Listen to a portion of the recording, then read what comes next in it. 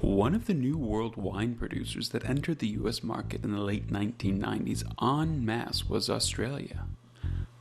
Much like America, Australia was not a wine-drinking country. Wine just couldn't compete in either of these beer and spirits-dominated markets.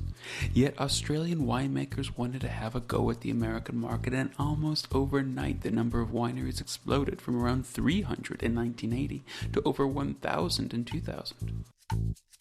Like the US market, Australian wine production was highly consolidated.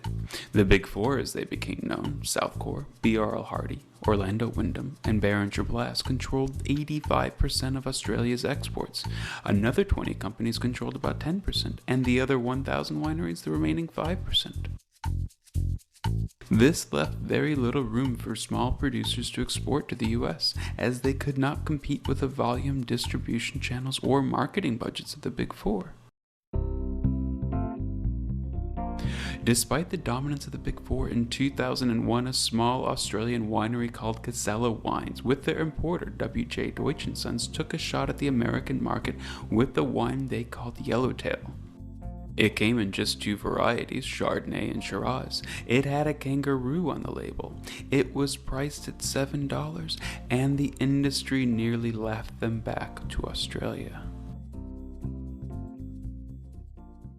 I always say that there's a gap between traditional drinkers that sort of don't drink wine and true wine drinkers that really are seasoned and conditioned to drinking wine, and it's fairly hard for them to make that jump from one to the other.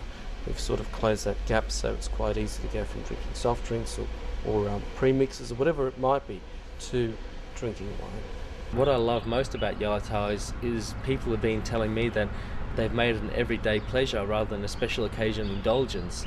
And I think that's what wine needs to be, rather than being something that you put in a wine rack and appreciate after 3-4 years, which is fine for premium wines. I'm not discrediting that at all, but I feel that wine needs to take the step towards the public and make it much more approachable, and I believe we're on the right track with Yellowtail.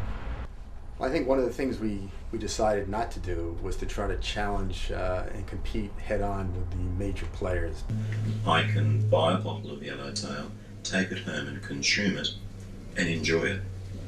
Whereas in the past, I think a lot of the wine that was being put out into the marketplace was very complex, wonderful wine that I enjoy drinking and many of my peers enjoy drinking, but it wasn't addressing the needs of 85% of consumers. The other concern I had was in introducing a Shiraz and Chardonnay. The Chardonnay was introduced in the same bottle type as the Shiraz, which was a Bordeaux bottle. I think Yellowtail came along and we said right from the very beginning that we were unpretentious. You know, we had a kangaroo on the label, it was bright colours. You'd turn around and read the back label. The back label in no way talks about where the wine comes from or what the oak barrel maturation was. One of the ways we can continue to help expand overall consumption here in the U.S. Is to make it easier for the consumer. And one of the ways we can make it easier is to go after the other 88% of the population that doesn't own corkscrews. We go to the distributors, and if we had said to them, here's 5 wines, they're already under a lot of pressure to reduce the number of SKUs they have in their warehouse. In 2000, only 1 in 4 Americans are drinking wine, leaving per capita consumption at just 1.5 gallons per year. The French, in contrast, are drinking 16 gallons per year. In total, Americans are consuming 500 million gallons of wine each year compared to 6.5 billion gallons of beer. Same with the retailer. I'd go and knock on the door of a retailer and say to him, if I had have gone into him and said, I've got 5 wines from Australia to sell, he would have put the barriers down straight away.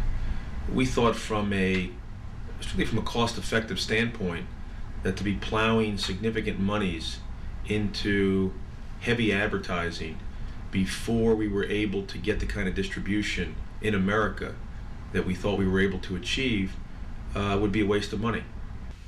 I like to think that they're above the line advertising has actually cost us nothing, because our above-the-line advertising is being done for us by our consumers. Bless them all. So we put together a wine style that we thought would not only be, I guess, pleasing to the general wine drinker, but also to the new wine drinker, so we could bring new people to the wine fold, if you like. We grew up with wine, and I remember as a child enjoying some wines and not enjoying others, and remembering my first taste of wine and how foreign that was to everything else that I tasted.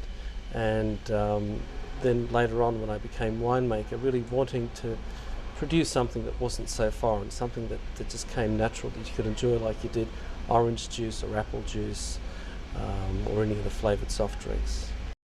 To take the intimidation and exclusivity out of wine, Casella created the fun and adventure of Australia.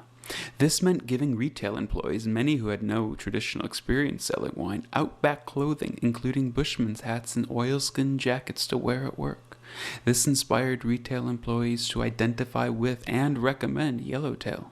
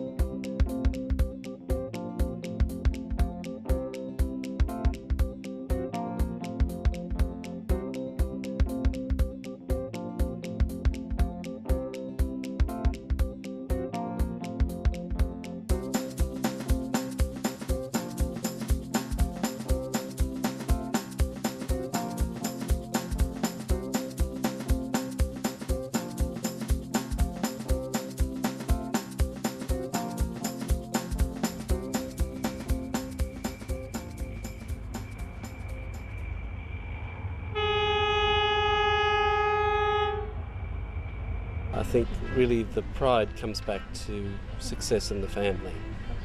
We've succeeded in a business that we all know is oversupplied. We succeeded in a business that is capital intensive. We succeeded in a business that's dominated by some huge players with huge resources.